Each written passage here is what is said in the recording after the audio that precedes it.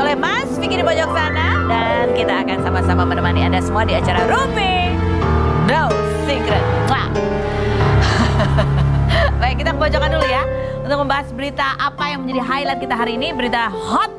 Baik yang datang dari dunia nyata maupun dari dunia maya. Oke, ini kategorinya dunia apa ya? Dunia nyata atau dunia maya? Ya dunia nyata harus ya, tapi kemudian viral karena diunggah melalui konten YouTube ya. Tapi ini konten YouTube-nya kakaknya keluarga Rizky Bilar. Lagi-lagi mengenai Rizky Bilar, masih belum selesai.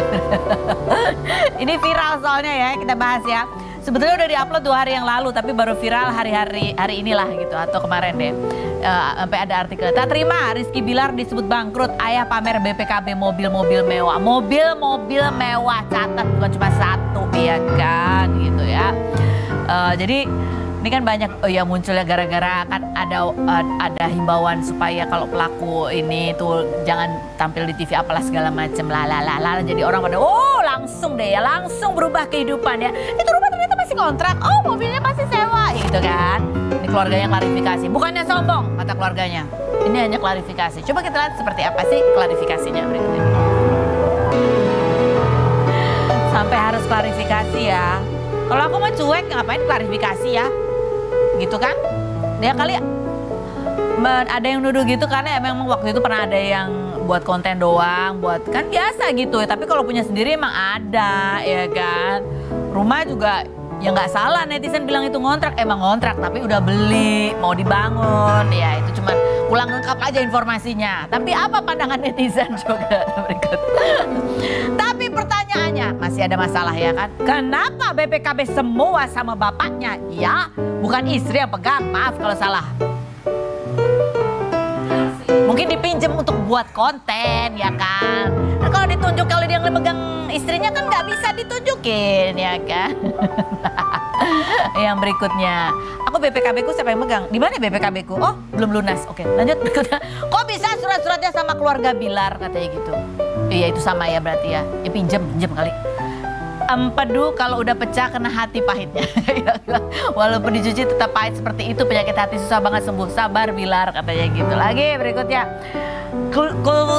Dibacanya gimana?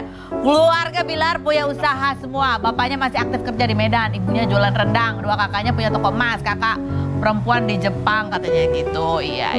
Lanjut berikutnya. Terserah Bapak Azad deh, sing penting anaknya dikasih tahu tentang RT rumah tangga yang baik, terutama pada istri gitu. Iya bener sih, setuju sih. Iya klarifikasi itu perlu, tapi juga kedepannya terus mau gimana gitu ya. Kayak itu juga perlu. Itu tanah mau diapain ya kan? Itu juga perlu dipikirkan masak-masak. Atau mau beli rumah, hubungi nomor di bawah ini. Yang Senin harga naik. Oke, langsung kita menuju ke bintang tamu kita yang pertama. Ada Angelina Sondah. Kita lihat dulu profilnya berikut ini. Angelina Sondah, putri Indonesia tahun 2001, sekaligus politikus kelahiran 1977 ini pada 30 Oktober kemarin mengalami kabar duka di mana sang ayah Lucky Sondah meninggal dunia akibat serangan jantung sama seperti yang dialami almarhum suaminya Aji Mas Said. Ibu dari Kianu Mas Said ini baru bertemu ayahnya lagi 7 bulan lalu setelah bebas dari penjara pada Maret 2022. Seolah punya firasat sebelum meninggal ayahnya memberikan surat tanah hingga sempat merayakan ulang tahun pernikahannya yang ke-50 tahun di Manado dan diberikan kado mobil oleh Angie. Sebagai wujud baktinya saat pemakaman sang ayah pada 2 November di San Diego Hills, Karawang, Angie ikut mengangkat peti menggunakan gaun dan berdandan seperti kesukaan ayahnya hingga mencangkul tanah makam.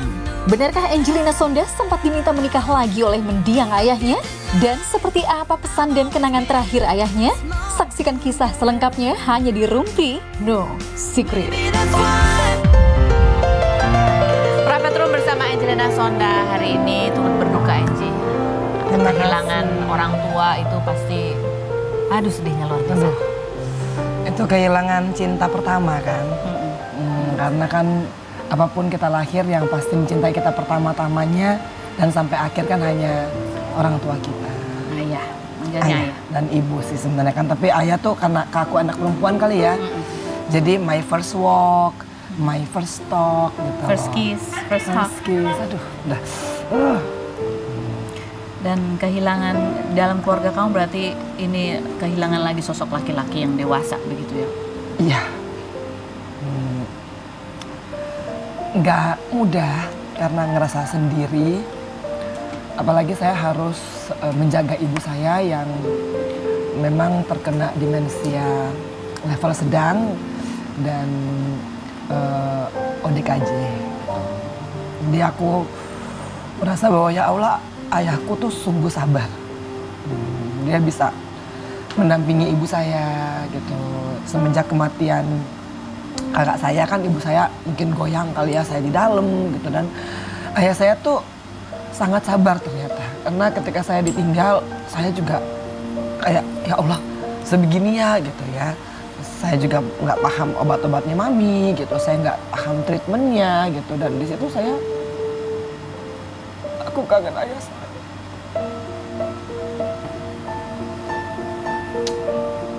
Tapi innalillahi wa inna ilaihi raji'un. Karena emang intinya mungkin saya tidak bisa memiliki. Dan aku tahu kalau ayah saya sekarang mungkin sedang tersenyum melihat aku. Cuman aku kangen banget karena ayahku tuh teman bicara aku, teman debat aku, yang nungguin aku pulang syuting tuh, yang nungguin aku masak, yang ngejaga Keanu itu kan semua ayah aku. Jadi ketika ayahku pergi tuh kayak ternyata beda kehilangan suami dan kehilangan ayah tuh. Karena ayah saya tuh menopang aku, ngejagain aku, nguatin aku.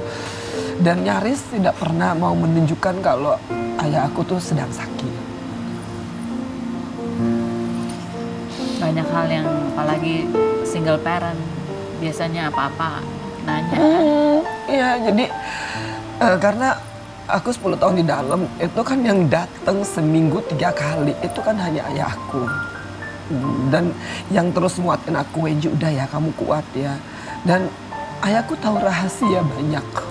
Karena aku hanya bisa mengungkapkan ke ayah aku tentang rahasia, baik itu rahasia politik atau rahasia percintaan gitu. Itu ayah aku tuh adalah teman curhatnya aku. Jadi kamu banyak sekali yang berubah, banyak sekali yang hilang gitu. Satu sosok tapi tempat segalanya buat kamu. Itu berat sekali. Gimana menjelaskannya ke mami? Mama aku masih belum, mungkin karena demensia, jadi lingkup pemikirannya kan hanya di satu dimensi aja. Ntar dia nanya lagi, papi kok udah nggak ada, kok papi kok meninggal nggak bilang, ntar dia minta ke Manado.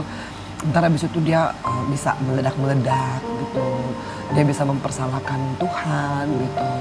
Terus dia diem, habis itu dia mulai kambuh lagi gitu. Dan aku belum terbiasa gitu loh untuk merawat anakku. Dan aku kangen ayahku. Dan aku tahu itu berat sekali gitu untuk mendampingi mama saya dengan fisiknya ayah saya.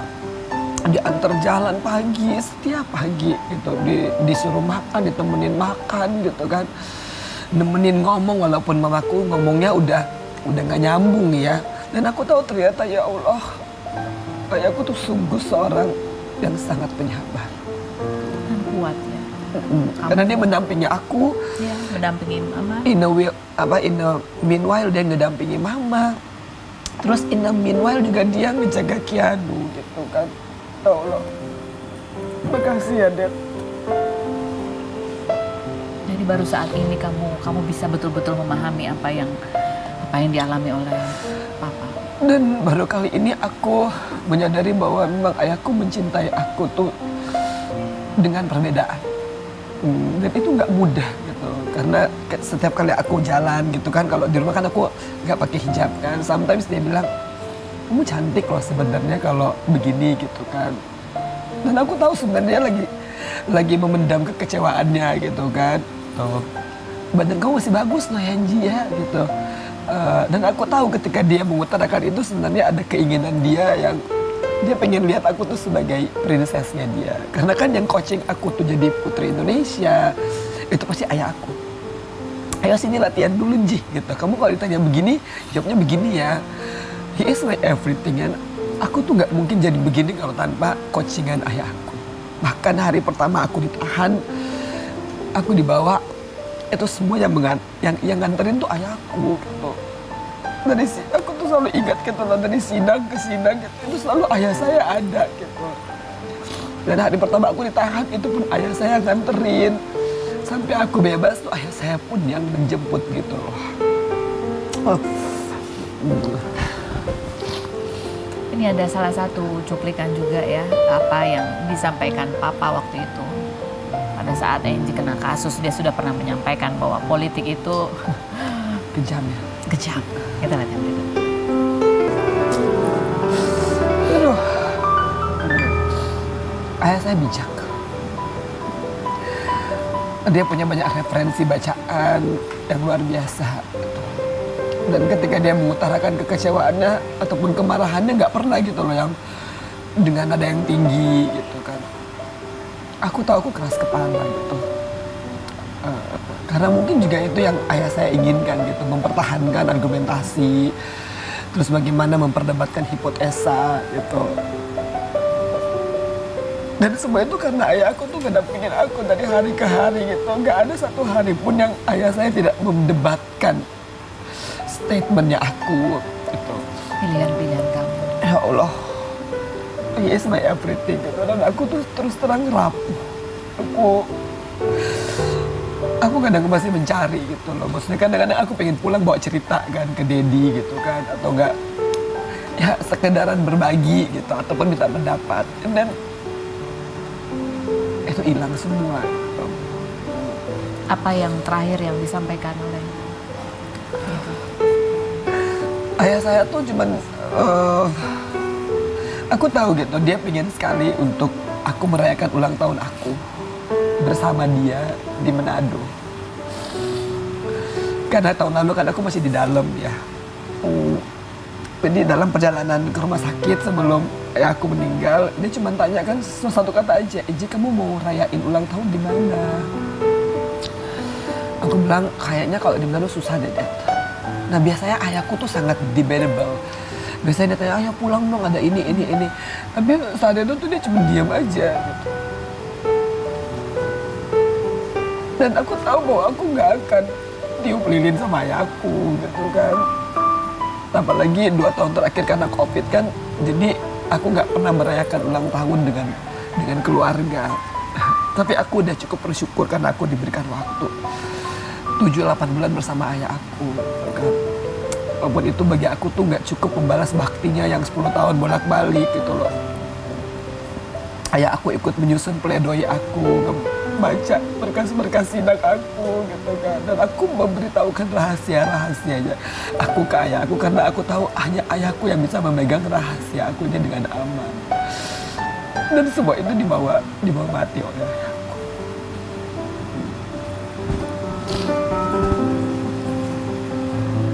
Berat sih dan gak mudah. Jadi setiap kali aku ingat mama aku ingat ayahku gitu. Dan apalagi aku numpang di rumah ayahku gitu. Tapi aku harus kuat demi Keanu karena Keanu sebenarnya lebih terluka. Setiap kali aku ngomong Keanu cuman mami udah jangan nangis ya gitu kan. Karena kan lebih dekat Keanu sebenarnya ke ayahku gitu. Dan terakhir pas aku beliin kado mobil baru ke ayahku tuh, itu ayahku tuh seneng banget gitu ya. Tapi dia selalu cuma bilang, Angie, Dedi ini kan hadir buat kamu, biar kamu itu bisa mandiri, bisa napak hidup gitu. Aku tuh sempat bilang, Dad udahlah aku nggak bisa lah kalau nggak sama Dedi gitu kan. Nggak, kamu udah bisa. Dan itu muncul kalimat, jadi kamu mau sendiri terus. Gitu. Dan aku selalu bilang, kan ada Dedi, ada Mami, ada Keanu. It's everything for me. I had itu udah komplit buat aku. Tapi ternyata Tuhan punya rencana lain. Iya, dan ayahku mempraktekkan endless love yang dia bilang tuh. Aku tahu dia aku tuh sangat mencintai aku. Dan dia sangat mencintai ibu aku. Seorang figur ayah yang luar biasa gitu. Ketika kakak aku meninggal juga, dia berusaha untuk nguatin aku. Aku di sini, Angie. Dedi di sini, kamu gak sendiri.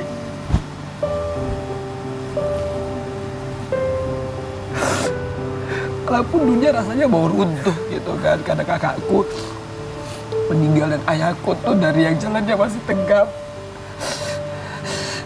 Sampai dia tuh mas harus nyeret kakinya gitu loh untuk masuk ke lapas. Dan dia bertahan untuk itu.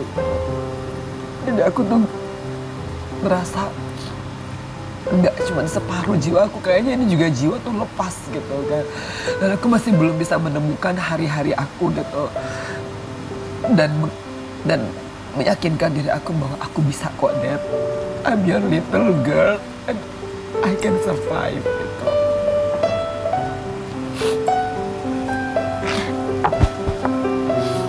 Ayahmu mempersiapkan kamu menjadi mandiri. Kamu pasti bisa. Bismillah, bismillah. Thank you very much gitu.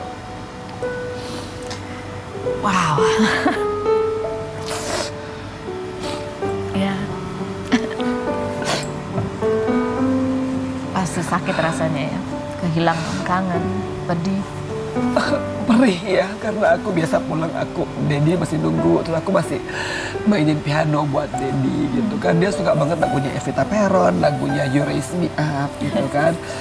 Terus aku masih kangen buat ditungguin ayahku kalau aku dapat banyak orderan kan. Ayahku suka nunggu dan he is the first tester gitu. Aku bikin makanan Belanda pasti ayahku yang bilang gitu loh, ini kurang loh Ji, gini gitu. Ini tambahin dikit ini ya gitu. Ini nggak kayak di Manado gitu. And I miss that karena dia suka aku lagi bikin nastar ntar dicomot gitu. Ini buat jualan Dad gitu kan. Ya Allah. Jadi ayahku tuh selalu treat me like a little girl. Makanya ketika dia tanya kapan aku mau nggak sendiri lagi gitu kan, aku mesti bilang no, aku mau dedicate my life untuk Dedi, untuk Manu, untuk Kianu dulu gitu kan. Karena sesungguhnya aku masih belum siap kehilangan.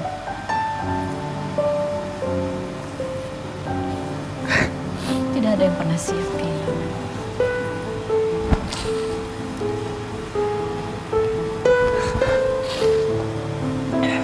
Kamu bilang apa ke Kianu?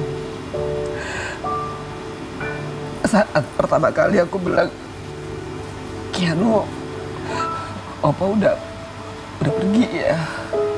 Dia histeris gitu kan, dia no gitu, dia bilang no mami no gitu, do anything. Terus aku bilang, but in the meanwhile soalnya aku menyaksikan kematian yang persis seperti aku kehilangan Mas Aji. Jadi semuanya sama. Sakratul mautnya ayah saya dengan Mas Aji itu sama. Jadi ketika saya sedang mengatakan, Dad, kuat dong Dad gitu, please. Dengan segala macam alat-alat itu yang aku tuh udah trauma gitu. Di saat yang sama, otak aku tuh keinget ketika Mas Aji berpulang dan kata-kata yang sama pula. Aku bilang, Dal, kuat dong Dal, Eji mau sama siapa? That is the wording yang aku bilang ke Dedi. Aku juga, Dad, kuat dong Dad, nanti Eji sama siapa gitu. Itu berat kita menghadapi dua kejadian yang persis. Kalau kakak aku kan meninggal, aku lagi di dalam, jadi aku nggak mendampingi.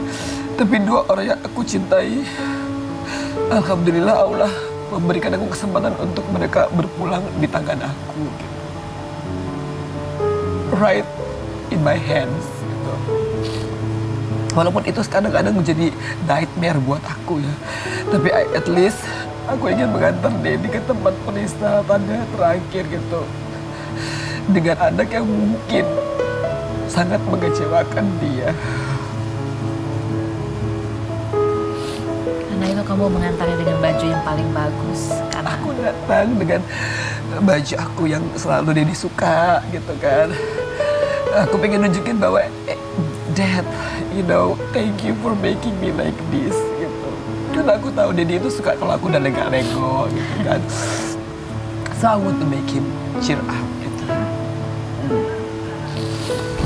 Dedi kamu mendidik kamu untuk mandiri dan memberikan teladan untuk kuat untuk keluarganya. Dan sekarang kamu harus kuat untuk Mama, untuk Kianu. Karena kamu juga bisa menjadi hero mereka. Seperti Dedi kamu menjadi hero buat kamu. I have no choice. Aku gak punya pilihan selain aku bertahan dan kuat. You can. Kamu pasti bisa. Karena akan kembali lagi tetap di Rumpi. Aduh, aku gak kuat.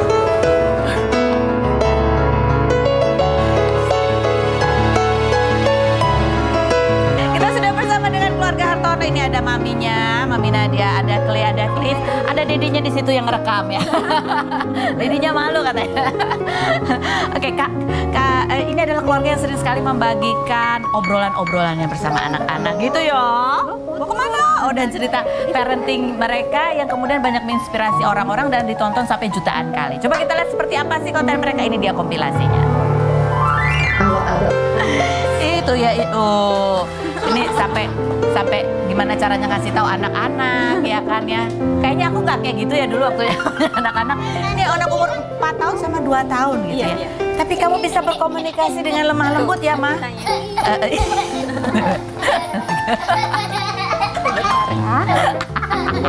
Ini live. Ini kelihatan. Iya, bubar. Ya udah main di situ, main nggak apa-apa, udah main di situ, main.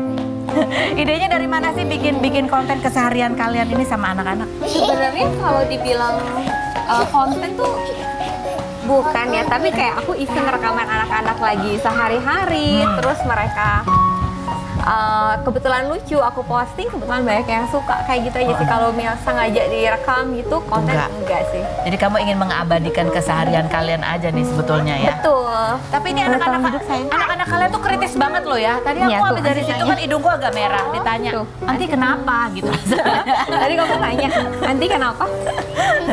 Ini berarti kan anak-anak dengan yang kritis ya? Boleh duduk di sini kan ya? Bisa?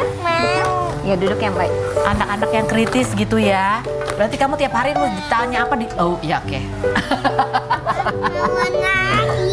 Mana lagi? Mainnya jangan cuma satu dong, nanti mereka berebut. Nah itu ada yang kuning tuh. Tuh kamu mau ambil. Nah. Maunya robot. Koko maunya robot. Koko maunya robot, ya. Ini sehari-hari tuh gini kamu, gak ada yang bantuin? Ada suamiku. Oh suami? Jadi emang cuma suami istri aja ini yang ngurus anak-anak? Kebetulan iya. Kebetulan iya? Iya. Termasuk selama pandemi yang di rumah aja itu juga? Iya. Wow, ini ya. Jadi ini realnya begini, pernah capek pasti, pernah stres, kesabaran menipis gitu, pernah gak sih? Pernah dong. Pernah. Tapi gimana terusan? Maksudnya kamu tetap aja kalau ngobrol sama anak-anak tuh kayak tetap mendengarkan mereka gitu ya? Itu belajar dari mana cara? Sebenarnya kalau dibilang belajar dari mana, kok aku boleh tenang ya kayaknya. Kalau dibilang belajar dari mana tuh aku tidak punya patokan tersendiri. Karena menurut aku itu kan parenting itu menyesuaikan antara ibu dan anak, orang tua dan anak gitu. Jadi kayak belajar dari mana enggak, kayak aku ngerasa anak aku lebih bisa dikasih tahu dengan cara seperti ini, ya aku menerapkan hal seperti itu. Tapi kalau belajar dari mana, kebetulan aku emang tidak secara spesifik, tapi ada baca beberapa buku. Robotnya Jadi katanya kamu kayak gini untuk apa? Tekuk kayak gini Itu bisa berubah, iya, nah. untuk apa ya? Aku juga nggak tahu. Coba kamu coba-coba deh. Jangan-jangan ini bisa berubah jadi mobil. bisa. Nggak bisa tuh gini jadi Bisa, apa? Nak. Bisa, Mungkin coba. nyapit. Nah, tuh.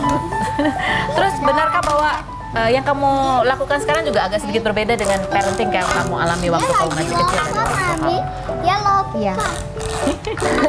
Jatuh Betul kan? akhirnya jatuh. Iya, Iya, akhirnya Mami jatuh boleh tolong kaki. bicara sebentar? Jam-jam. Kelihatan bisa tolong tenang, Mami bicara ya.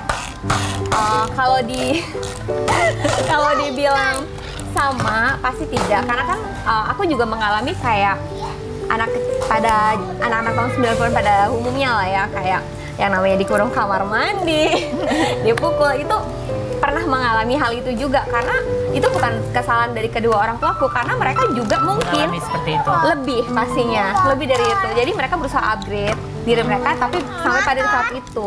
Terus belum lagi saat itu kan Ada akses transformer. parenting itu tidak segampang sekarang. Terus ngomongnya dor. Maka Jadi dari memang- itu aku berusaha memperbaiki supaya anak-anakku tidak mengalami hal yang sama. Kalau kamu sama suami sendiri suka ada perbedaan gitu nggak sih? Kebetulan enggak ya, karena memang aku kalau dalam soal parenting ya, karena memang dari sebelum hamil aku memang udah kasih tahu udah diskusiin ke suami kira-kira ini loh yang mau aku lakukan saat kita punya anak nanti. Kalau mereka berantem gimana? Iya. Kalau mereka nakal diapain? Kalau mereka lagi tantrum gimana gitu ya? Kalau itu sembari belajar juga ada ya, sembari ya namanya itu kan penyesuaian anak kan. Dan ini emang anak-anak ini, terutama ini ya, Clay ya. Kalau diajak ngobrol tuh udah bisa menjawab dengan lancar gitu. Seperti yang kayak tadi tuh ya, kalau ada yang benci kamu kenapa gitu. Iya. Kayak ngobrol sama bestie. Karena memang aku membiasakan anak-anak ada waktu buat ngobrol, ada waktu buat diskusi. Jadi mereka udah terbiasa menyampaikan pendapat mereka. Jadi buat mereka, aku tuh kayak nggak nganggep mereka tuh anak kecil gitu. Kayak Pada saat apa biasanya? Kan kadang-kadang ini anak-anak kan rentang perhatiannya pendek ya. Iya, Kayak betul. gini ini kan lagi gitu. Pada saat apa yang nyaman untuk diajak diskusi? pasti aku tanya dulu ya, kayak misalnya sebelum aku mau ngomong sesuatu yang penting yang menurut aku perlu mereka fokus, aku tanya, Koko apa bisa kita bicara sekarang? Bisa nggak? Tolong tenang sebentar, dengerin kata Mami. Koko juga boleh ngomong yang Koko mau. Biasanya mereka tenang kalau udah kayak gitu. Tapi kalau mereka belum mau ya aku nggak paksa sampai mereka benar-benar tenang. Jadi betul-betul sesuai dengan kesiapan anak-anak ya, gitu ya. Seperti kamu mau direkam juga tanya boleh direkam, gitu. Iya, karena atas persetujuan mereka. betul. Kalau dulu itu mungkin Clayton masih belum concernnya ya udah nggak masalah. Tapi semakin dia besar kan dia semakin tahu. Terus semakin pergi ke mall kayak semakin dikenal orang gitu kan. Jadi dia tanya kenapa harus direkam gitu. Kenapa? Kadang yang ini lagi rahasia nih Mami cerita kan, dia udah mulai masuk sekolah. Ini tidak boleh direkam. Jadi dia ngomong, makanya aku akhir-akhir ini juga selalu bertanya concern dia, is it okay kalau Mami rekam gitu, nanti kita bisa lihat. Kalau dia bilang oke, kalau enggak ya enggak. Ya, itu menghargai anak-anak, mempunyai hak, mempunyai keinginan juga gitu. Apalagi kalau sudah bisa berkomunikasi ya, bisa ditanya ya. Ini ada lagi, ini juga video. Ini Clay juga ada videonya. Clay senang, Mama udah nggak nangis lagi karena rambut Clay udah mulai tumbuh gitu ya. Coba kita lihat videonya berikut ini. Biar Mami happy nggak nangis lagi, Maminya malah tambah nangis ya. Aduh. Jangan putar ya. Ini Mami rasanya masih. Ini juga pasti momen-momen berat buat Mami ya. Ayo berantem. Kalau Mami Dia sendiri nggak punya tembakan ini. dengan 2 anak gitu ya. Tembakan dua. Kapan waktu untuk me time? Enggak, ini punya tembakan. Biasanya saat anak-anak itu kan tidak selalu aktif ya. Ada saat mereka tidur malam, tidur siang gitu ya. Itu saat aku me time sih. Ngapain me time-nya, Mami? Karena aku suka makan pedas. Jadi ya pas mereka tidur itu saat-saat tenang aku bisa makan siang dengan tenang, makan pedas. Jadi kayak segala emosi aku yuk sambil makan gitu. Atau setelah mereka tidur malam kan waktunya agak panjang, aku bisa nonton drakor sih biasanya. Atau cerita-cerita sama suamiku. Tadi ya anak kayak gini gitu. Jadi kalau anak gak tidur-tidur tuh stres ya? Lumayan. Tapi kok ini mati, gak mau berdiri. Oh iya bisa kok. Clay.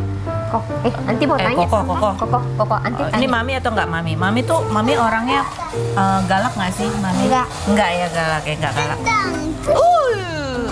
Mami cerewet nggak? Mami cerewet? Enggak. Enggak juga. Kalau Mami suka main HP terus nggak sih kalau di rumah? Enggak. Enggak ya. Mami suka masak nggak? Oh, suka masak.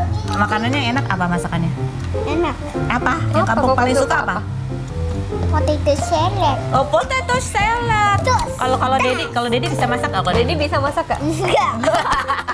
Dedi bisanya apa dong kalau Dedi? Kalau Dedi bisanya apa Dedi? Dedi bisa apa Dedi? Dedi bisa apa? Main ya? Nemenin. Kerja. Oh, Dedi kerja. Bagus. Oke, kita kan kembali lagi jadi bola, tetap di Room Tikus. Ini lari. Kita sudah bersama dengan Cia. Ini adalah seorang konten kreator, mahasiswi juga begitu ya. Di konten-kontennya dia itu apa sih istilahnya namanya point of view ya? Point of view. Jadi kamu menirukan, dia berakting gitu ya. Tapi saking meyakinkan dan betul-betul ngeselin gitu ya, karena pengamatan kamu bagus. Iya, maka yang nonton banyak. Seperti apa kita lihat beberapa cuplikannya berikut ini. Itu salah satu ya. Yang Pick Me Girl nggak ada yang Pick Me Girl. Gitu. Kamu itu benar terinspirasi teman kamu. Betul, kalau yang Pick Me Girl ya. Teman kamu tahu nggak kalau dia inspirasinya? Enggak tahu. Tapi kan kamu udah diwawancara udah tahu tuh terinspirasi teman kamu, nggak ada yang nebak-nebak gue ya gitu. Enggak, karena dia nggak ngerasa dirinya Pick Me Girl. Oh gitu. Oh gitu. Jadi kamu tuh aslinya emang pendiam, katanya pemalu. Pemalu apa pendiam atau introvert atau apa? Biasa aja sih, Biasa. pendiam enggak. Ceria gitu juga enggak, jadi biasa aja lah. Tapi kamu suka mengamati orang-orang. Iya, aku suka ngeliatin orang-orang. Terus kayak kalau misalnya ada yang ngeselin dikit, wah boleh nih. Kayak, Kan banyak yang bilang bahwa kamu tuh aktingnya bagus gitu. Pernah belajar akting, ikut drama apa gitu atau cita-cita pengen jadi artis gitu nggak sih? aku nggak pernah ikutan acting sama sekali sih, cuman emang dari dulu cita-cita aku tuh mau jadi artis gitu, kayak pengen jadi pemain film gitu. gitu. Makanya aku suka acting Oh, gitu. boleh tolong ya, itu udah ada itu contoh-contohnya. Coba kita lihat komentar netizen ya, komentar netizen. Ella, semoga aku selalu dijauhkan dari manusia seperti ini. Ini salah satu contoh yang dia POV ya. Relatable katanya, emang ada ya. Kadang orang tuh banyak yang suka nonton karena ngerasa emang pernah juga nemu orang-orang atau dia sendiri juga begitu. Betul. Ya, kayak di lebaran gitu ya, manis-manis di awal, saat geng belum datang gitu ya. Aktingnya bagus kak, saya ikutan emosi katanya. Oke, berikutnya, balas kamu nih, lain lagi ya. Terus habis gitu, bener bahwa kamu tuh kalau teman kamu ngelihat di depan kamu video kamu malu. Iya, betul. Kenapa malu? Takut ketahuan kalau kamu lagi niruin dia ya? Ada ketahuan nih. Enggak sih, sebenarnya kayak aku nggak bisa aja lihat video aku, teman-teman aku nge-play video aku di depan aku nggak bisa, kayak ih nggak cringe gitu. Cringe. Aku, Tadi lihat kamu diri kamu sendiri di sini gimana? iya makanya kayak ih gitu. Agak cringe ya, gitu ya. Cringe. Terus bener kata kamu pernah ngeblok teman kamu biar mereka nggak bisa lihat konten kamu. Betul. Itu temen apa cowok gebetan? temen aku, Oh, teman. bener-bener semua temen aku, bahkan mama aku blok. Oh, gitu? Keluarga aku blok karena aku bener-bener gak mau dulu tuh video aku tuh diliatin sama orang yang aku kenal gitu. Gitu mau jadi artis gimana sih? Tapi sekarang udah enggak? Sekarang udah aku unblock semua. Oh, udah di unblock semua. Gitu, Oke, kita mau iya. challenge dia sekarang. POV dia jadi salah satu fans garis keras ya? Gitu ya? Fans garis keras atau haters garis keras? Oh, netizen, jadi netizen julid ya. Nanti setelah yang berikut ini jangan kemana-mana. Tetap di Rumpi Secret.